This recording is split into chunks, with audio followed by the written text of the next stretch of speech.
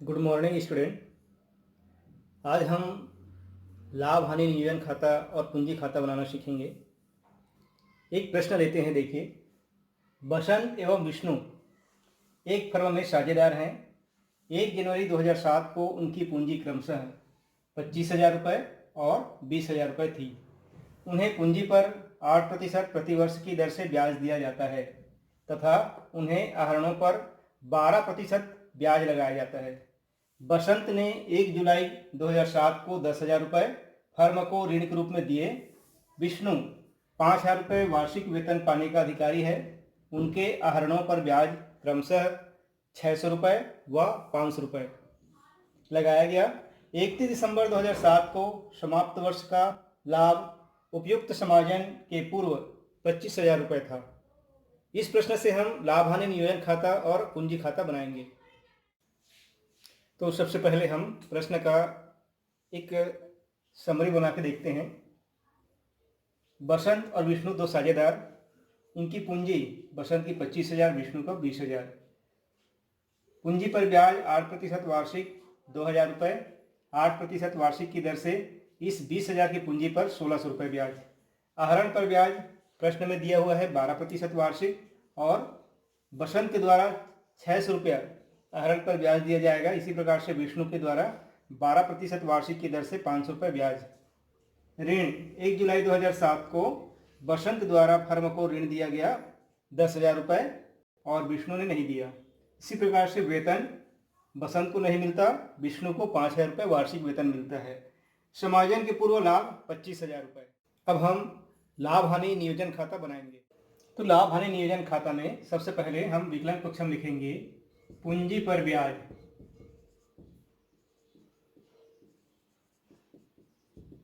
पूंजी पर ब्याज बसंत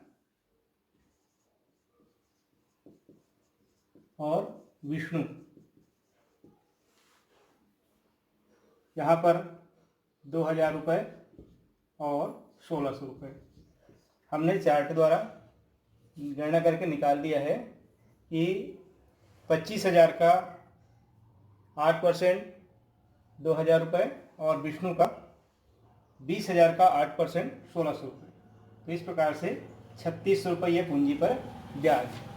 इसके बाद ऋण पर ब्याज।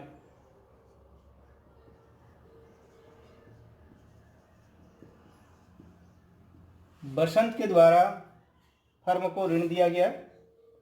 बसंत ने 1 जुलाई 2007 को 10,000 रुपये का ऋण दिया। तो इस प्रकार से 6 महीने का ब्याज 10,000 गुणा 6/100 और 6/12, ये 6 महीने का ब्याज। तो इस प्रकार से इसको अगर हम कटाएंगे, ये 300 रुपये 300 रुपये ऋण पर ब्याज आएगा। इसी प्रकार से वेतन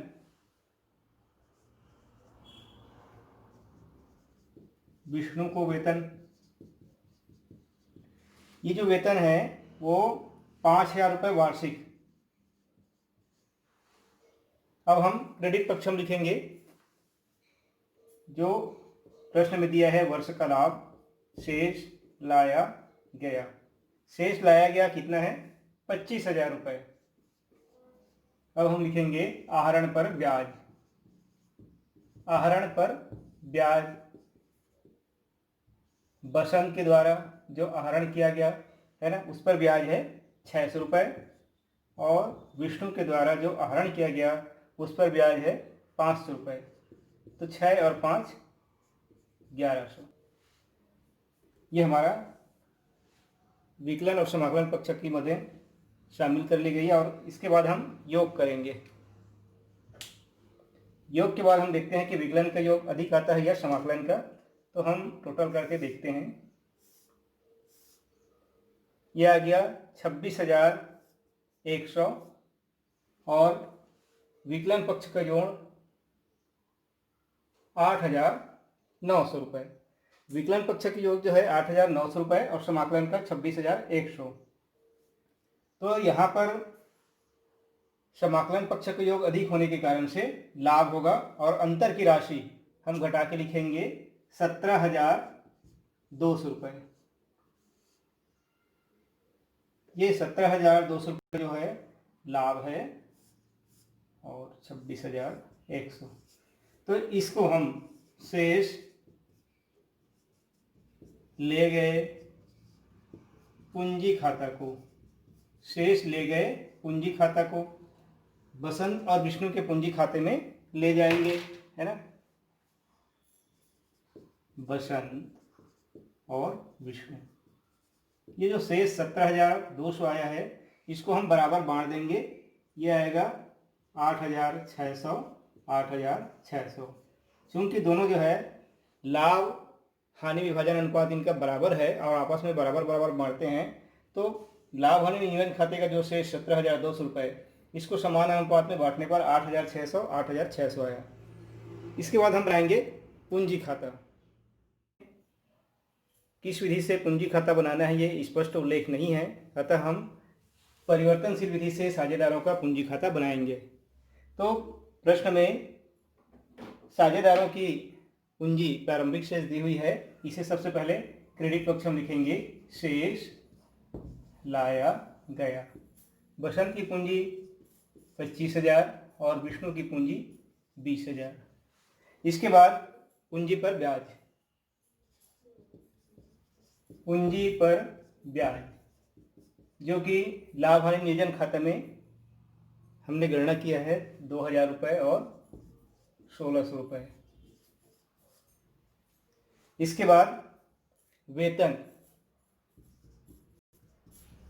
वेतन बसंत को नहीं मिलता, केवल विष्णु को 5,000 रुपये वार्षिक। फिर हम लिखेंगे लाभ हानि नियोजन खाते का क्रेडिट शेष,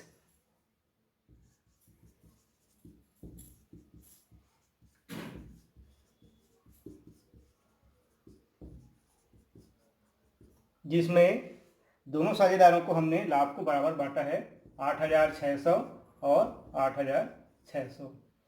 इतना करने के बाद फिर हम विकलन पक्ष में लिखेंगे आहरण।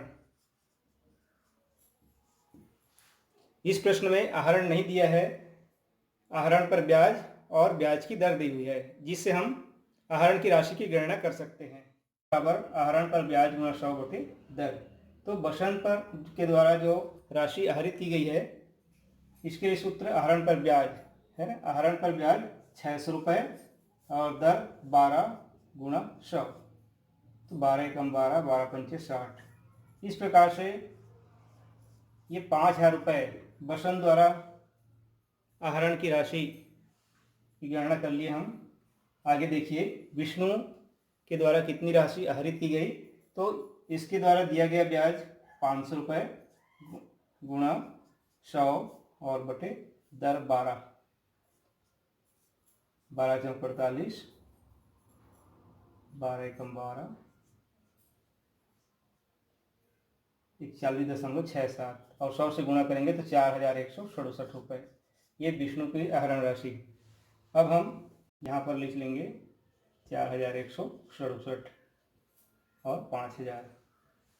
इसके बाद आहरण पर ब्याज लिखा जाएगा,